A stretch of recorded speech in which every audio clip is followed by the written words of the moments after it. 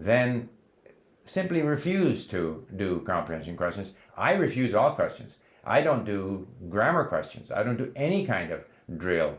To me, engaging with content, hopefully content of interest, to as much of it as possible where you can hear it, hopefully understand a lot of what you're listening to, then read it, kind of mine the material for words and phrases, go and listen again, hopefully understand a little bit more, probably not a lot more, unfortunately, but that's the process.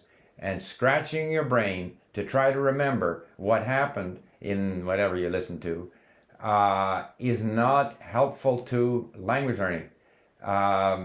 So refuse to do comprehension questions. That's my advice. Focus instead on enjoying the content that you're listening to. You will advance more quickly, you'll enjoy the process much more, and you will improve your listening comprehension far more quickly. Now, I know that a lot of the sort of tests of English as a foreign language, for example, TOEFL or TOEIC, are based on or a large part of those tests consist of showing that you understood what you read or you understood what you were listening to.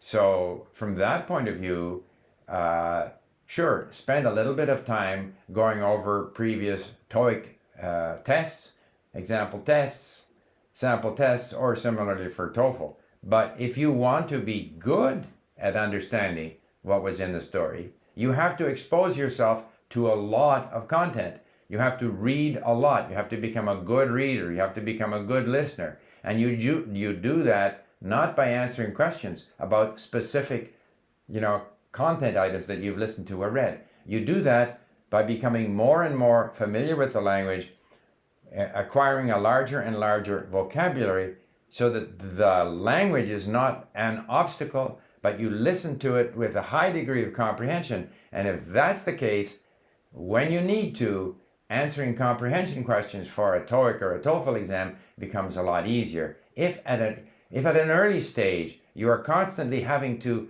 explain what you read, that's destroying the fun of reading, in my opinion. Or constantly having to explain what you just listened to, that it destroys the pleasure of listening. You want to build up momentum in your listening and reading so that you enjoy that activity. The brain will naturally become more and more familiar with the language. And if you're going to be faced with a TOEFL exam or a TOEIC exam or an IELTS exam, by all means do some sample exams. But if you've proceeded without constant questioning, comprehension questions and so forth, you will do better.